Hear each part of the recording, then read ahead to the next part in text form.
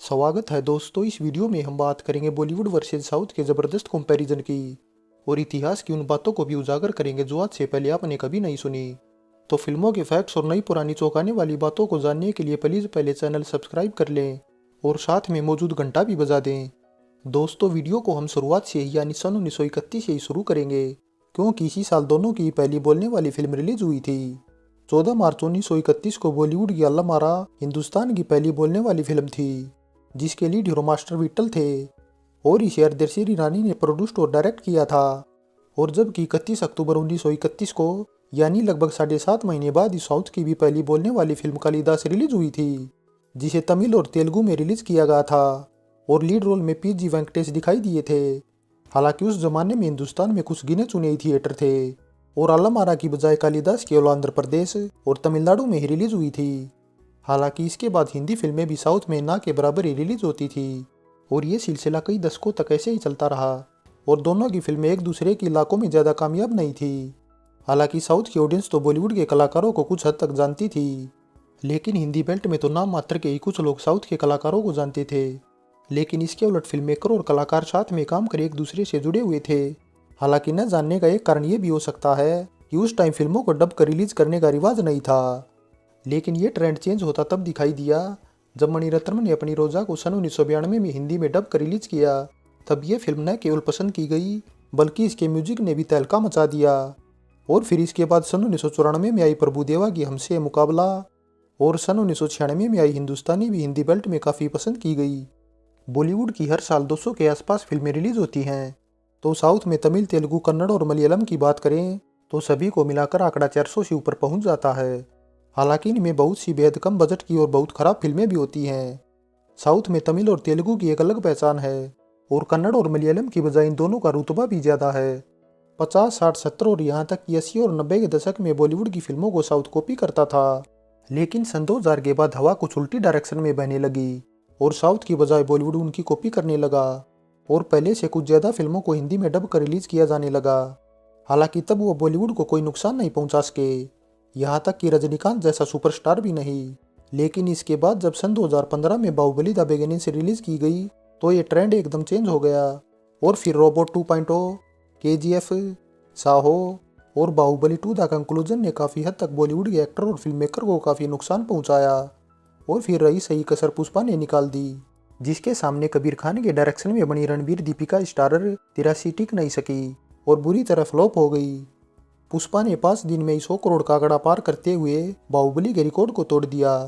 बाहुबली ने 6 दिन में 100 करोड़ के आंकड़े को छुआ था। हालांकि वर्ल्ड वाइड पुष्पा भी बाहुबली से काफ़ी पीछे है। और दोस्तों, अगर बॉलीवुड और साउथ की टॉप 5 फिल्मों के कलेक्शन की बात करें तो हिंदी बेल्ट की दंगल 2024 करोड़ रुपए का कलेक्शन कर पहले नंबर पर है, तो वहीं बाहुबली 2 द कंक्लूजन 1810 करोड़ रुपए के कलेक्शन के साथ साउथ की सबसे बेस्ट फिल्म है।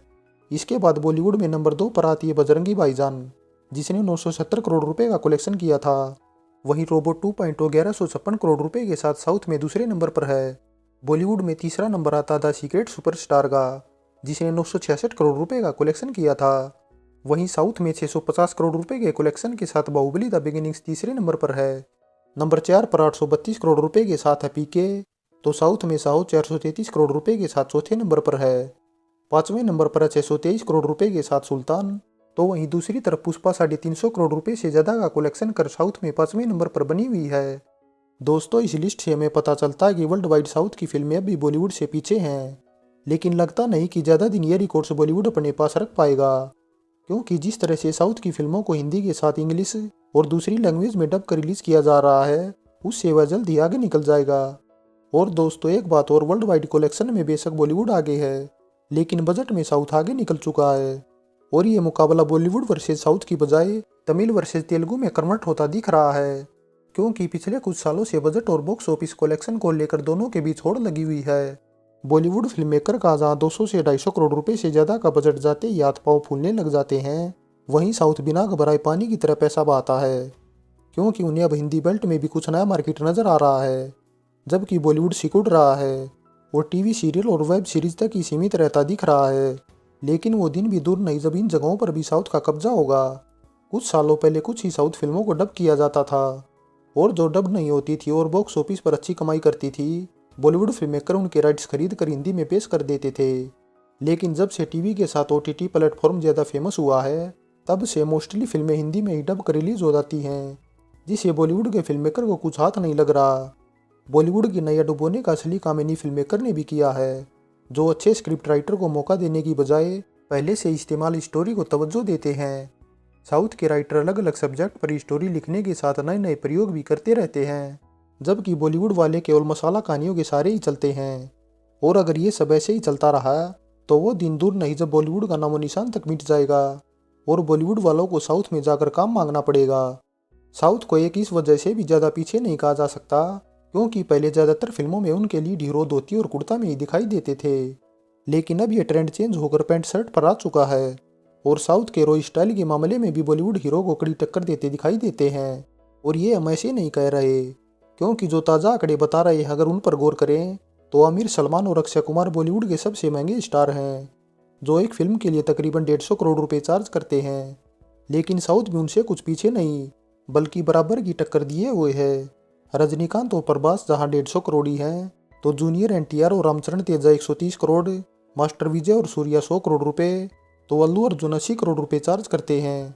लेकिन अगर आने वाले टाइम में पुष्पा 2 1000 करोड़ रुपए से ज़्यादा का कलेक्शन करने में सफल रहती है, तो अल्लू अर्जुन भी 100 करोड़ तो क्या रजनीकांत और प्रभास की बराबर भी आ सकते हैं।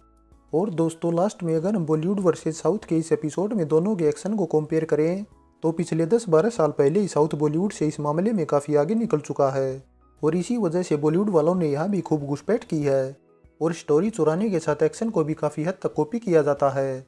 पहले जहाँ साउथ के हीरो हिंदी फिल्में करने को बेताब रहते थे, वहीं आज के दौर में बॉलीवुड वाले तो साउथ की फिल्मों में कुछ मिनट का रोल करने को भी तैयार बैठे हैं। दोस्तों, हमारे द्वारा दी गई जानकारी आपको कैसी लगी, हमें नीचे कमेंट कर अपनी राय ज़रूर दें। और आगे भी इसी तरह अपने मनपसंद वीडियो देखना चाहते हैं तो पहले चैनल सब्सक्राइब कर लें और हमारे नोटिफिकेशन पाने के लिए बेल आइकन का बटन भी दबा दें।